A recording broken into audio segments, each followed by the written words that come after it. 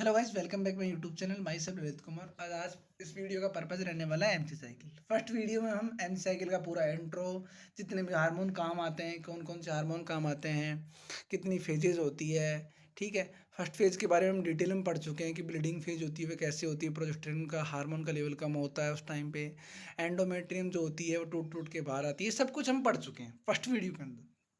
अब second video के अंदर सेकंड फेज और थर्ड फेज को कवर कर लेंगे। तो जो सेकंड फेज होती है उसको ओव्यूलेशन फेज बोलते हैं, ठीक है।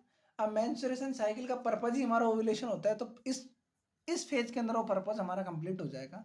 इस फेज को हम बोलते हैं फोलिकुलर फेज और प्रोलिफरेटिव फेज, ठीक है, या ओव्यूलेशन फेज भी बोल सकते हैं। तो इस फेज के अंदर क्या होता है, पहले वाली फेज के अंदर क्या होता है, नेगेटिव सिस्टम काम कर रहा था हार्मोन का। सब हार्मोन अपने लो लेवल पे थे, ब्लीडिंग प्रेजेंट थी, एंडोमेट्रियल डैमेज हो रही थी और एन ओवुलेशन था। एन ओवुलेशन का मतलब ओवुलेशन नहीं हो रहा था। This phase is characterised by the high hormonal level. इसमें पॉजिटिव सिस्टम काम करेगा और सब हार्मोन के लेवल टॉप पे होंगे, ठीक है। इन 5 से 14 दिन के बीच में सब हार्मोन टॉप लेवल पे होंगे। Following hormone are perform their action. यहाँ पे 4 हार्मोन काम करेंगे, एफएसएच, एस्ट्रोजन, एलएच, प्रोजेस्टेरोन। ये सीक्वेंस है हार्मोन का। पहले एफएसएच काम करेगा, फिर एस्ट्रोजन काम करेगा, फिर एलएच काम करेगा, फिर प्रोजेस्टेरोन काम करेगा।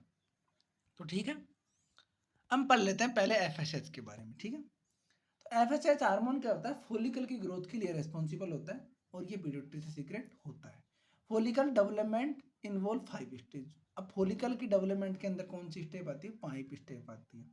Follicle growth done by 5 hormone and follicle maturity by the 1 hormone, ठीक है। जो हमारी फोलिकल की ग्रोथ होती है, फोलिकल जैसे जैसे ग्रोथ हो रहा है तो उसको हम 5 हार्मोन मेजर रेस्पॉन्सिबल होते हैं उसके लिए। और फोलिकल की मैच्योरिटी के लिए ओनली एक हार्मोन होता है एलएच, ठीक है। अब भाई काम तो 5 ने किया और एक पूरा लुफ्त उठा रहा है। मैच्योरिटी का मतलब होता है सब बाहर निकालना, एक तरीके से बाहर प्रेजेंट आउट करना कि ये लो प्रोडक्ट आ गया, तो वो काम करता है एलएच हार्मोन, ठीक है। फोलिकल्स पे कितने हार्मोन ने काम करे वो कोई मैटर नहीं करता। हमारा जो मेन हार्मोन होगा फोलिकल को बाहर आने के लिए, जो मैच्योरिटी के लिए रेस्पॉन्सिबल होगा, एलएच हार्मोन होगा, ठीक है। Maturity indicate changes of antral follicle to Graafian, sorry एक minute. Maturity indicate changing antral follicle to Graafian follicle और primary oocyte to secondary oocyte। जो मैच्योरिटी इंडिकेट, मैच्योरिटी का मतलब क्या होगा, तो चेंज होंगी, मतलब वो फोलिकल्स बना रहे थे 5 हार्मोन, वो डेवलप कर रहे थे, ग्रोथ कर रहे थे उनकी, तो एनेट्रल फोलिकल्स टू ग्राफियन फोलिकल बन जाना, इसको बोल देंगे हम मैच्योरिटी। या फिर जो प्राइमरी हमारा oocyte है वो सेकेंडरी oocyte में बदलना उसको, ठीक है, उसको बोल देंगे मैच्योरिटी। जब भी हमारा फीमेल्स के अंदर ओव्यूलेशन होता है, एमसी साइकिल में अंदर होता है, तो न तो कोई अंडा बाहर आता है न कुछ बाहर आता है, तो भ्रम है। ओनली वो आता है सेकेंडरी oocyte। उस स्ट्रक्चर को हम जो बोलते हैं 14वें दिन पे जो स्ट्रक्चर बाहर आती है फैलोपियन ट्यूब में ओवेरी से, उसको बोलते हैं सेकेंडरी oocyte। जाइगोट, ओम, अंडा, ये सब भ्रम की बातें, ओनली उस सेकेंडरी oocyte उसको हम बोलते हैं। तो इसने फर्दर वो कर रखा है कि जो फोलिकल्स कैसे कैसे बनते हैं, तो प्राइमोडियल होता है, प्राइमरी होता है, सेकेंडरी होता है और एंट्रल होता है, ठीक है। तो ये बोल, इनको तो बोलेंगे हम पूरे को प्राइमरी oocyte, ठीक है। ये 1000 इन नंबर होते हैं और 2 mm साइज होते हैं और इनको बनाने के लिए रेस्पॉन्सिबल होता है एफएसएस, ठीक है। ये एफएसएस इन पर काम कर रहा है। अब आता है सेकेंडरी। सेकेंडरी को क्या बोलते हैं हम, तो सेकेंडरी oocyte बोल दो, ठीक है, सेकेंडरी oocyte बोल दो, या फिर ग्राफियन फोलिकल्स बोल दो। ये संख्या में एक होता है और 20 mm इसकी साइज होती है और एलएच हार्मोन के लिए रेस्पॉन्सिबल होता है। पहले ही मैंने बता चुका हूँ कि जो हार्मोन होते हैं 5 वो इनकी वर्किंग करवाते हैं, ग्रोथ करवाते हैं। और जो प्राइमरी oocyte को सेकेंडरी oocyte में बदलता है, सेकेंडरी oocyte को जो रिप्रेजेंट करता है वो हार्मोन कौन सा, हमारा एलएच हार्मोन। सेकेंडरी oocyte संख्या में एक होता है और 20 mm उसकी साइज होती है। एफएसएस हम पढ़ चुके हैं। हम पढ़ते हैं एस्ट्रोजन हार्मोन। तो estrogen hormone responsible for the endometrium growth. अब क्या होता है, जब जैसे एफएसएच आया उसने फोलिकल्स की ग्रोथ करवाई, अब वो फोलिकल्स क्या करेंगे, एस्ट्रोजन रिलीज करेंगे, फोलिकल्स रिलीज करेंगे। और ये एस्ट्रोजन की एक खास बात होती है कि एंडोमेट्रियम की जो ग्लैंड होती है वहां पे जाकर कार्य करता है, तो एंडोमेट्रियल ग्रोथ को कार्य करवा देगा, ठीक है।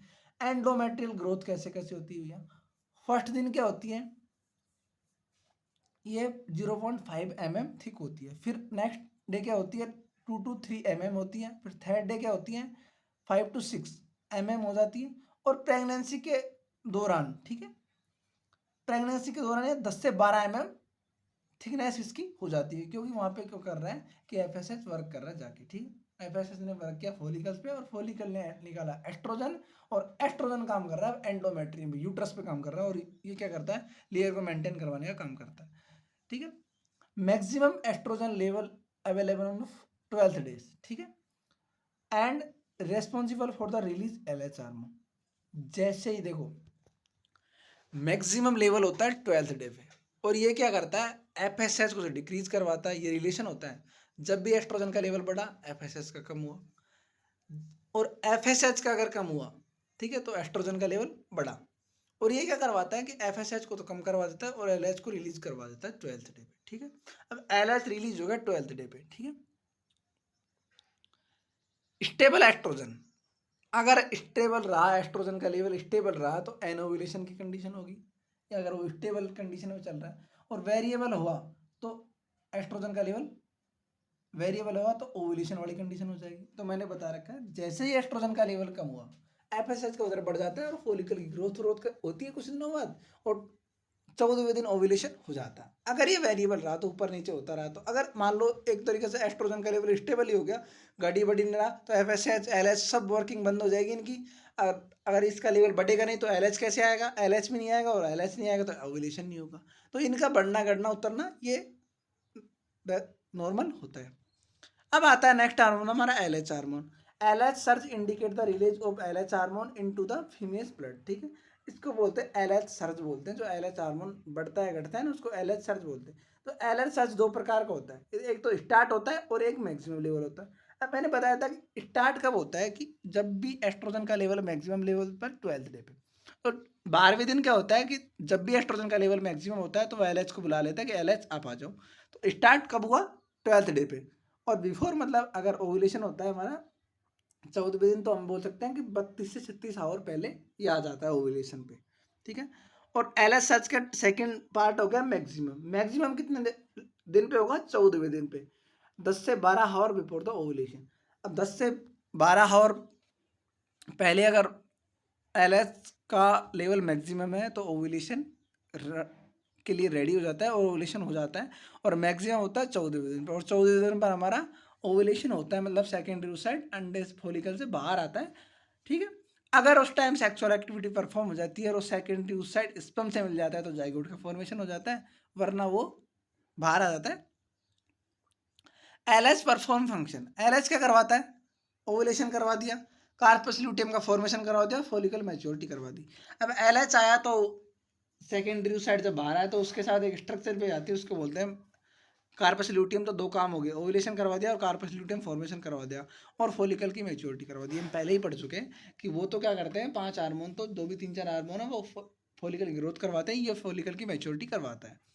अब हम थोड़ा बहुत सेकेंडरी oocyte के बारे में पढ़ लेते हैं कि सेकेंडरी oocyte जो ओवुलेशन हो, सेकेंडरी oocyte बाहर आया वो क्या होता है, रिलीज एवरी 12th मतलब 14th day of the cycle, available for the 12 to 24 hours. ये अवेलेबल रहता है फैलोपियन ट्यूब में 12 से 24 आवर तक। If sperm available then pregnancy start, अगर उस time female sexual activity perform करती है, स्पर्म के कांटेक्ट में आता है सेकेंडरी oocyte और वहाँ जाइगोट बन जाता है और प्रेगनेंसी स्टार्ट हो जाती है। If sperm are not available cycle continue, ठीक है। अगर आपका स्पर्म उस टाइम पे नहीं है, अब ऐसा थोड़ी ना कि हर मंथ पे अपन सेक्सुअल एक्टिविटी परफॉर्म करते हैं और प्रेग्नेंट हो जाती है महिला। अब जब तक वो प्रेग्नेंट नहीं हो रही तो ये साइकिल चलती रहेगी, अगर वो प्रेग्नेंट हो जाती है तो बिल्कुल साइकिल स्टॉप हो जाती है 9 मंथ के लिए। अब हम पढ़ते हैं थर्ड फेज, हमारी सेकंड फेज कंप्लीट हुई, ओवुलेशन हमने करा चुका, सेकेंडरी oocyte हमारा बन चुका, एलएच को हमने 14 दिन रिलीज करवा दिया और सेकेंडरी oocyte हमारा बन चुका। अब हम पढ़ते हैं थर्ड फेज। थर्ड फेज को हम बोलते हैं, इसका टाइम ड्यूरेशन होता है 14 दिन से 28 दिन तक, ठीक है। इसको ल्यूटियल फेज भी बोलते हैं और सीक्रेटरी फेज भी हम बोलते हैं, ठीक है। This phase is character by the present of the corpus luteum. अब देखो सेकेंडरी oocyte एक स्ट्रक्चर थी, 14वें दिन वो बाहर आ गई थी, ओवुलेशन हो गया था, उसके साथ हमारा कार्पस ल्यूटियम भी बाहर आया था। अब इसमें जो फेज में होगा उस कार्पस ल्यूटियम के साथ क्या क्या होता है वो देखेंगे। अब इस साइकिल इस थर्ड फेज के अंदर हम बेजर हार्मोन करेंगे बात प्रोजेस्टेरोन हार्मोन की, क्योंकि कार्पस ल्यूटियम हमारा आ गया और कार्पस ल्यूटियम 2 ही हार्मोन बनाता है, एस्ट्रोजन और प्रोजेस्टेरोन। एस्ट्रोजन को हम पहले से पढ़ते आ रहे हैं, प्रोजेस्टेरोन को हम पढ़ लेते हैं। Progesterone is the none of pregnancy maintenance hormone. अब भैया इसको प्रेगनेंसी मेंटेनेंस हार्मोन बोलते हैं। वो क्यों बोलते हैं? क्योंकि प्रेगनेंसी को मेंटेन करवाता है, यूट्राइन को रिलैक्स रखता है। अब अगर यूट्राइन रिलैक्स है तो बेबी आराम से सर्वाइव कर सकता है। यूट्राइन में अगर कॉन्ट्रैक्शन आ गए तो ब्लीडिंग स्टार्ट हो जाएगी, अबॉर्शन वाली कंडीशन भी आ सकती है, ठीक है। तो इसको मतलब pregnancy maintenance hormone, because it promote the nutritional supply and relaxation. ये क्या करता है? न्यूट्रिशन सप्लाई को रेस्पॉन्सिबल होता है और उसको रिलैक्सेशन करवाता है यूट्रस को। Progesterone prepare the uterus for the receive embryo, ठीक है। ये यूट्रस को प्रिपेयर करता है एम्ब्रायो रिसीव करने के लिए, ठीक है। Related to unfertilize condition, progesterone hormone level become decrease which induce the uterine contraction and bleeding. अगर मान लो फीमेल अनफर्टिलाइज है, ठीक है, वो मतलब उसने 14वें दिन पे सेक्सुअल एक्टिविटी नहीं करी है, फीमेल प्रेग्नेंट नहीं है, तो कार्पस ल्यूटियम बन गया। अब ये साइकिल क्या होगी? अब अपन को तो वापस कॉन्ट्रैक्शन चाहिए, वापस ब्लीडिंग होनी चाहिए, वापस साइकिल चलनी चाहिए। तो अगर फीमेल प्रेग्नेंट नहीं है तो इसका लेवल वापस डिक्रीज होता है, और डिक्रीज होता है तो यूट्राइन में कॉन्ट्रैक्शन आएंगे, कॉन्ट्रैक्शन होता है ब्लीडिंग होगी। अगर फीमेल प्रेग्नेंट है तो मतलब अपन को कॉन्ट्रैक्शन नहीं करवाने, क्योंकि अब तो प्रेगनेंसी रिसीव हो चुकी है, अब तो कॉन्ट्रैक्शन करवाएंगे हम 9 मंथ में जब बेबी को बाहर निकालना होगा। तो ये बताना चाह रहा है कि अगर अनफर्टिलाइज कंडीशन है तो इसका हार्मोन का लेवल डिक्रीज होगा और यूट्राइन में कॉन्ट्रैक्शन आएंगे और उसको हम बोल देंगे ब्लीडिंग। अभी हमारा थोड़ा सा रिलेशन है कि relation between the LH and progesterone. LH hormone जब भी डिक्रीज हुआ, प्रोजेस्टेरोन बढ़ा, ठीक है। और जब भी एलएच हार्मोन इंक्रीज हुआ तो प्रोजेस्टेरोन का लेवल कम हुआ। अब हम पढ़ते हैं कि 14वें दिन हमारा एलएच आता है और उसका हार्मोन का लेवल बिल्कुल टॉप पे रहता है 14वें दिन, क्योंकि ओव्यूलेशन करवाता है। तो उस टाइम कॉन्ट्रैक्शन नहीं होते ना। क्यों नहीं होते? कि उस टाइम प्रोजेस्टेरोन हार्मोन का लेवल डिक्रीज हो जाता है, ठीक है। अब अगर एलएच का डिक्रीज है तो प्रोजेस्टेरोन बढ़ेगा, ये होता है, ठीक है। और एफएसएच का भी है, एफएसएच जब बढ़ेगा तो एस्ट्रोजन कम होगा, एस्ट्रोजन कम होगा तो एफएसएच बढ़ेगा, ये उल्टा सीधा रहता है। आई होप आपको पूरी एनसी साइकिल समझ में आई होगी। एनसी साइकिल में क्या होते हैं, कितने ऑर्गन इन्वॉल्व होते हैं, कितनी स्टेप होती है, कितने हार्मोन्स आते हैं, कितने सिस्टम हार्मोन के लगते हैं, पॉजिटिव नेगेटिव 3 फेज होती है, फर्स्ट सेकंड थर्ड। पहली वाली 1 से 5 दिन, सेकंड वाली 5 से 14 दिन और थर्ड वाली 14 से 28 दिन।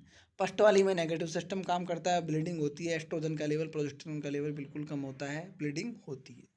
सेकंड वाली फेज के अंदर सब हार्मोन का लेवल टॉप पे होता है, एलएच 14 दिन बढ़ता है, एस्ट्रोजन का लेवल 12वें दिन बहुत मैक्सिमम होता है, एलएच वहाँ करवा देता है ओवुलेशन। अब हमारी थर्ड फेज आ जाती है, ओवुलेशन के साथ कार्पस ल्यूटियम होना।